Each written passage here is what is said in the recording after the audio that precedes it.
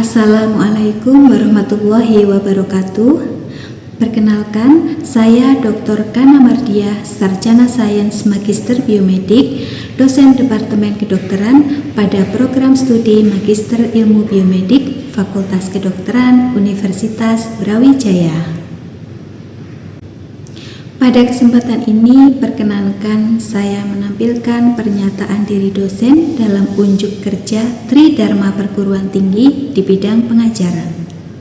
Pada video ini, saya akan menampilkan 3 aspek di bidang pengajaran, yaitu aspek delivery, aspek interaction, dan aspek assessment.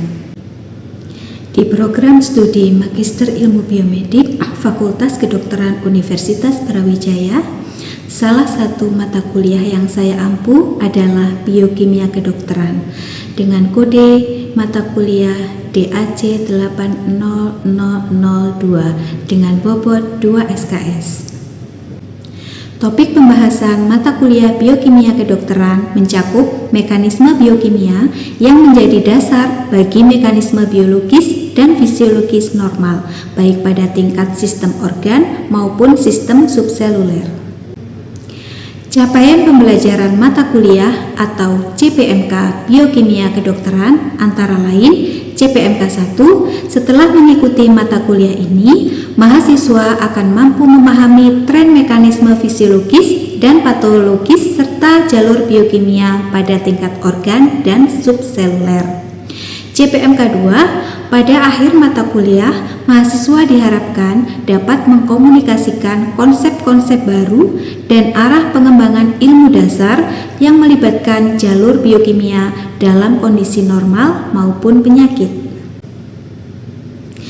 Mata kuliah Biokimia Kedokteran ini membahas tentang beberapa topik, diantaranya nukleotida, asam amino dan struktur protein, pentingnya protein, modifikasi lipid, sinyal lipid, penyerapan glukosa dan regulasi transporter, insulin dan hormon lain yang penting untuk regulasi glukosa, modifikasi karbohidrat, gen dan kromosom, regulasi transkripsi, regulasi translasi, metabolisme xenobiotik, dan matriks ekstraseluler. Penyajian proses belajar mengajar mata kuliah Biokimia Kedokteran menggunakan metode ceramah, tugas, dan case-based learning sesuai kurikulum berbasis Outcome Based Education atau OBE. Pustaka utama mata kuliah ini adalah Biokimia Harper edisi 32 dan ada beberapa pustaka pendukung. Media pembelajaran yang kami gunakan antara lain perangkat lunak berupa bahan ajar yaitu PowerPoint presentation, slide handout, dan juga video. Sedangkan pada perangkat keras berupa laptop dan proyektor LCD. Rancangan penilaian atau assessment blueprint terdiri dari beberapa komponen penilaian yaitu tugas, case-based learning, dan juga sumatif. Untuk nilai akhir mahasiswa, jika kisaran nilai akhir lebih dari 80, maka mahasiswa mendapat huruf mutu A dan angka mutu 4, dan seterusnya sesuai buku pedoman akademik di Departemen Kedokteran. Selamat pagi semuanya. Ya, bagaimana kabarnya? Ya, sebelum memulai kuliah, jangan lupa untuk presensi di Gapura ya. Ya, seperti biasanya. Kemudian sebelum kita mulai, marilah kita berdoa sesuai dengan agama dan kepercayaan masing-masing. Berdoa dimulai.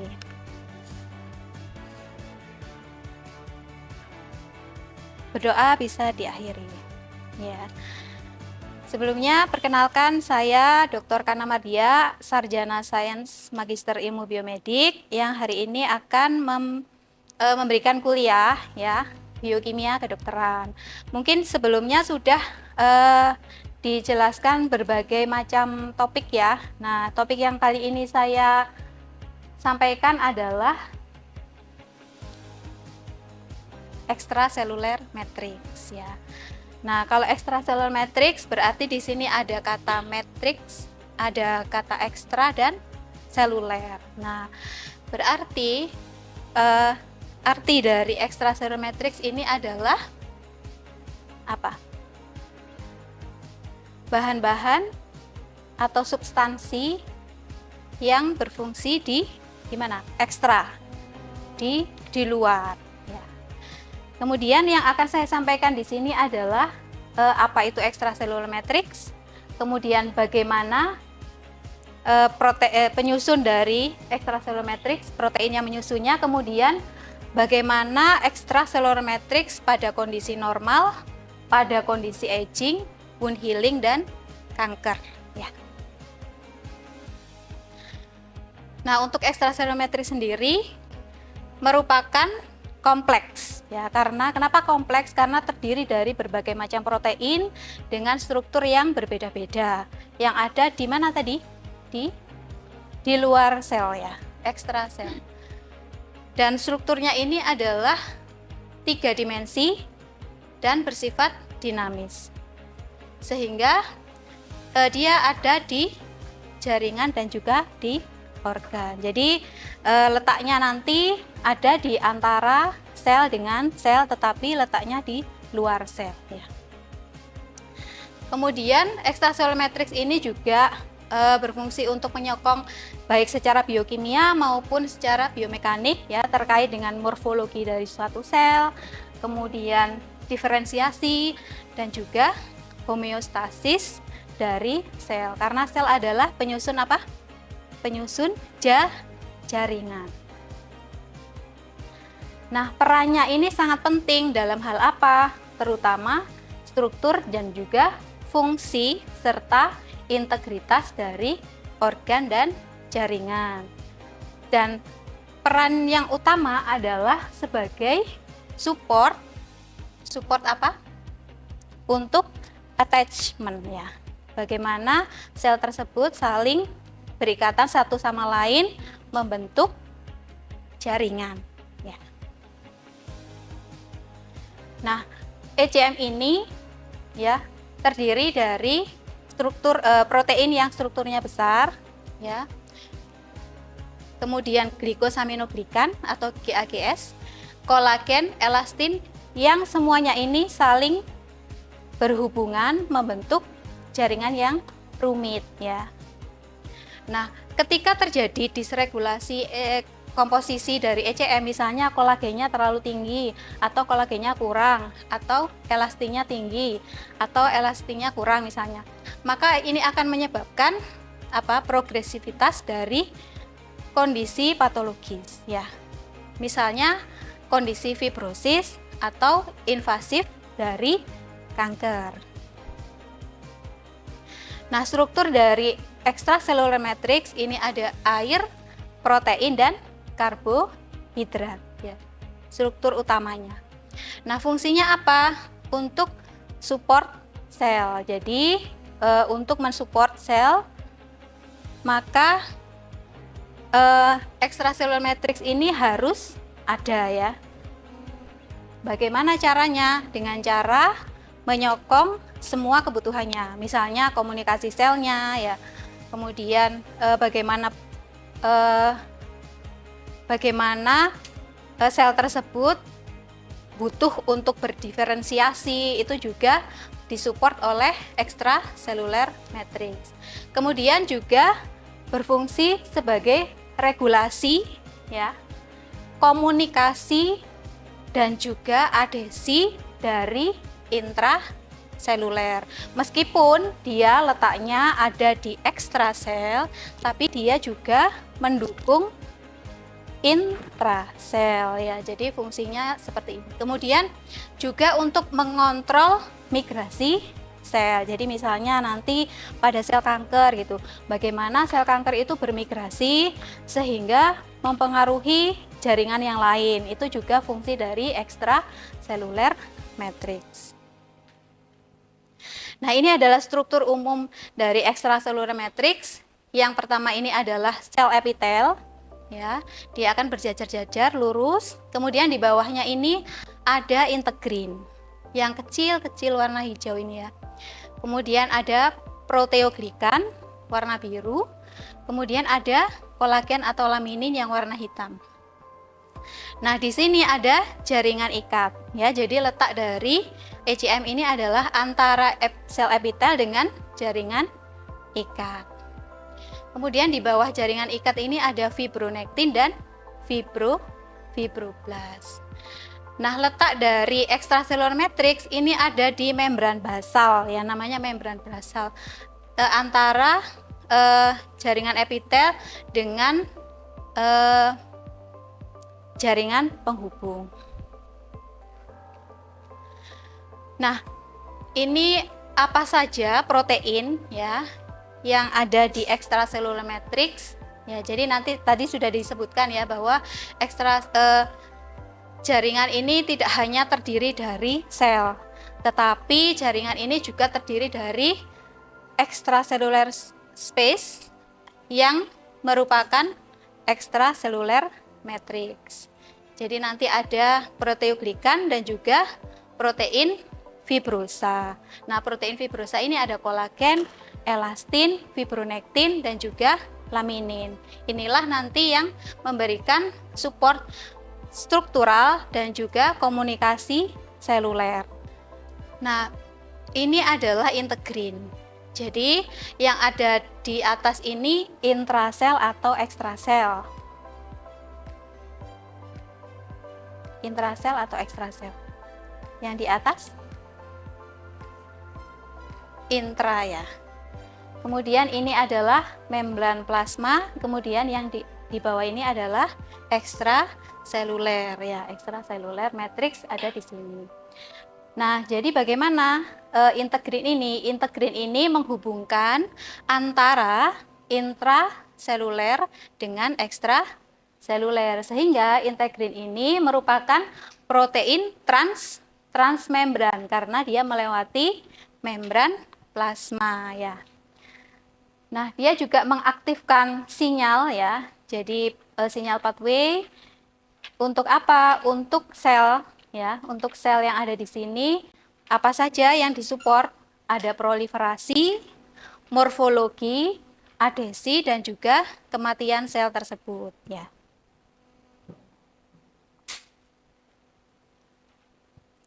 Sehingga secara sederhana kita sebutkan bahwa protein pada extracellular matrix ini terdiri dari proteoglikan dan protein fibrosa, dan protein fibrosa ini dibagi lagi menjadi kolagen, elastin, fibronektin dan laminin.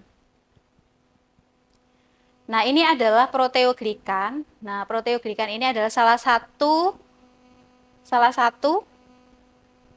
anggota dari extracellular matrix ya. Nah, di sini strukturnya ada proteoglikan monomer. Nah, proteoglikan monomer ini adalah yang bercabang seperti ini ya. Kemudian dia akan berikatan secara non kovalen ya dengan rantai asam hyaluronik ya. Asam hyaluronik yang mana? Yang warna kuning ini ya. Nah, satu proteoglikan ini terdiri dari 100 proteoglikan monomer. Nah, kemudian ini ada dua link protein. Nah, dua link protein ini adalah yang merah. Nah, ini untuk apa? Satunya berikatan ke protein dari proteoglikan monomer, kemudian satunya berikatan ke asam hyaluronik. Ya. Kemudian yang kedua adalah protein fibrosa. Nah, protein fibrosa ini dibagi menjadi dua kelompok. Yang pertama adalah protein struktural, yang kedua adalah protein adhesi. Di mana untuk protein struktural ini ada kolagen dan elastin. Jadi kolagen dan elastin itu merupakan protein struktural. Kenapa disebut struktural? Karena memiliki fungsi sebagai penyokong struktur dari sel ya. Sedangkan protein adhesi, nah ini ada fibronektin dan juga laminin. Nah, fungsinya untuk proses adhesi sel atau perlekatan antar sel. Kemudian untuk kolagen, nah kolagen ini sangat banyak sekali ya di dalam tubuh kita gitu ya, terutama untuk mamalia. yang menyusun 25% ya dari massa total protein ya. Nah, tipe-tipe dari kolagen ini ada lebih dari 20 tipe ya. Dan ini ada pembagiannya, saya bagi menjadi 3 kelompok. Yang pertama adalah fibrial kolagen, ya ini terdiri dari kolagen 1, 2, 3, 5, dan 11. Sedangkan yang fibril associated kolagen ini adalah kolagen tipe 9 dan 12. Kemudian yang untuk network forming kolagen, nah ini yang biasanya paling banyak ada di basa lamina. Ya, basa lamina tadi adalah tempatnya extracellular matrix ya. Itu ada kolagen tipe 4 dan 7. Jadi fungsinya ini adalah menyokong strukturnya.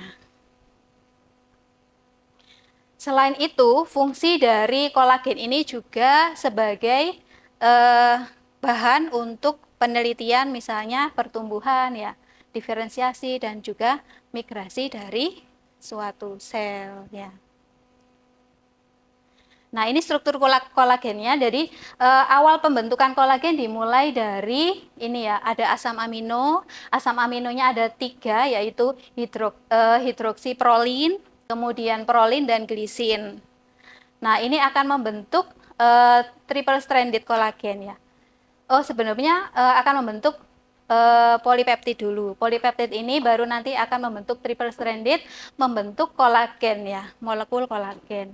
Nah, molekul kolagen ini nanti akan bergabung menjadi kolagen fibril. Nah, kolagen fibril inilah nanti yang akan membentuk kolagen fiber ya. Nah, ini adalah jurnal yang saya rekomendasikan nanti untuk dibaca-baca terkait kolagen, bagaimana hubungan antara kolagen dengan wound healing ya, nanti bisa dibaca sendiri. Kemudian ini ada elastin. Nah, tadi sudah kolagen, sekarang elastin, yang mana ini juga merupakan protein fibrosa ya. Nah, fungsi dari elastin ini adalah untuk elastisitas dari suatu sel ya. Misalnya apa? Misalnya ketika terjadi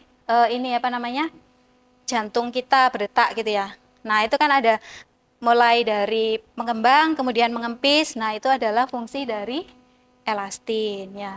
Sel-sel yang ada di jantung, sel-sel jantung itu nanti akan disupport elastisitasnya oleh elastin. Kemudian misalnya lagi ada paru gitu, sama juga ya. Jadi ini misalnya mengembang dan mengempisnya itu juga dipengaruhi oleh elastin. Nah, ini adalah struktur dari elastin. Untuk elastin ini lebih dari 75% sekuensnya itu terdiri dari hanya 4 asam amino yang sifatnya non-polar, yaitu glisin, valin, alanin, dan prolin. Ini adalah jurnal yang saya rekomendasikan untuk dibaca nanti. Jadi terkait antara elastin dengan aging, kira-kira bagaimana ya kaitan antara elastin dengan aging, itu nanti bisa dibaca sendiri. Kemudian fibronektin. Nah, fibronektin ini merupakan glikoprotein ya, glikoprotein yang ukurannya besar. Berapa besarnya? 220 kilodalton. Nah, ini fungsinya sebagai konektif ya. Jadi dia ada pada fibroblast, ada pada kondrosit dan juga sel squam. Nah, ini adalah struktur dari fibronektin. Nah, fibronektin ini terdiri dari 2 rantai polipeptida. Nah, untuk rantai polipeptida ini nanti akan bergabung dengan ikatan disulfida. Nah, ikatan disulfida ini letaknya di ujung ya, di COOH ini ya. Kemudian masing-masing dari domain-domainnya ini bisa berikatan dengan senyawa yang lain. Misalnya ini heparin binding region. Jadi di sini ada ikatan antara fibronektin dengan heparin. Ini adalah jurnal yang saya rekomendasikan untuk dibaca, hubungan antara fibronektin dengan jaringan kartilago ya.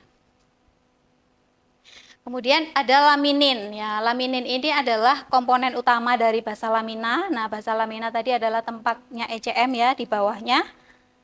Di bawahnya sel epitel ya. Nah, dia ini bersifat berperan sebagai lemnya gitu ya. Jadi mengikat antara sel dengan ekstraseluler matrix secara bersama-sama.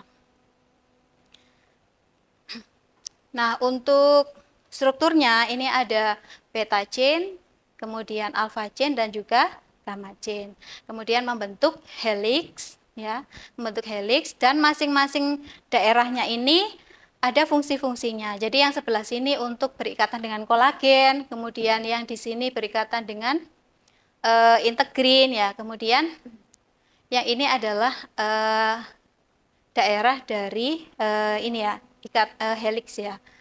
Struktur dari helix. Kemudian ini juga tempat untuk berikatan dengan kolagen. Nah, ini jurnal yang saya rekomendasikan untuk dibaca. Jadi ini hubungan antara laminin ya. Bagaimana sih kaitan antara laminin dengan misalnya kematian sel ya pada neuron misalnya. Kemudian untuk ini extracellular matrix pada kondisi normal, aging, wound healing dan tumor. Yang normal, nah normalnya kita bisa melihat ini bahwa di sini untuk sel epitelnya, nah ini adalah epitel sel ya, yang pink ini sudah berjajar rapi ya. Kemudian untuk di bawahnya ini ada basa lamina. Nah, basa lamina itu jadi sampai sini ya. Nah, basa lamina sampai sini. Kemudian ini adalah extracellular matrix. Nah, komposisinya ini sudah sesuai. Jadi ini adalah kondisi yang normal. Nah, pada kondisi aging, nah ini sudah terjadi perbedaan. Kira-kira apa yang membedakan? Ya, dilihat dari yang pertama, di sini ada sel epitel. Nah, sel epitelnya ini ada jedanya ya, jadi ada jarak antar sel. Nah, ini karena apa? Karena kehilangan adesi sel-selnya. Sehingga apabila nah di kulit kita itu terjadi penuaan, maka akan keriput ya. Keriputnya terjadi karena apa? Karena ada space yang ini ya. Jadi jarak antar selnya itu renggang ya. Kemudian bagaimana dengan extracellular matrixnya? Jadi ada beberapa yang bertambah ya. Ada beberapa yang bertambah. Kemudian basa laminanya semakin menyempit ya. Nah, kalau ini kan lebar ya, kotaknya banyak. Kalau yang ini lebih sempit ya, kotaknya sedikit. Kemudian di sini semakin bertambah matriks metaloprotein. Ya. Kemudian bagaimana dengan wound healing? Nah, di sini terjadi perubahan pada yang pertama adalah selnya ya. Pada sel ini terjadi kehilangan polaritas ya. Kemudian terjadi migrasi sel juga. Nah, bagaimana dengan extracellular matrix pada wound healing? Ternyata banyak sekali ya extracellular matrix ya di sini, di sekitar sini. Dan juga banyak timbul matriks metalprotein, kemudian tiba-tiba muncul epithelial mesenchymal transition ya. Kemudian muncul lagi apa? Sel inflamatori ya. Kemudian pada sel tumor, nah ini semakin banyak selnya. Karena apa? Sel epitelnya jadi melakukan proliferasi. Akibatnya apa? Terjadi migrasi ya, migrasi sel. Karena apa? Karena di sini nggak cukup ya, nggak cukup untuk berjajar-jajar. Akhirnya dia akan bermigrasi ke jaringan yang lain. Bagaimana dengan extracellular matrixnya? Extracellular matrixnya jadi semakin banyak juga. Kenapa demikian? Karena extracellular matrix ini akan selalu mendukung sel, tapi dia tidak memilih sel apa saja yang dia dukung. Sehingga ketika terjadi tumor, extracellular matrixnya ini juga meningkat, semakin banyak, karena semakin banyak sel yang disupport. Ya, dari sini ada yang mau ditanyakan? Ini adalah referensi yang saya gunakan dan masih berlaku sampai sekarang ya.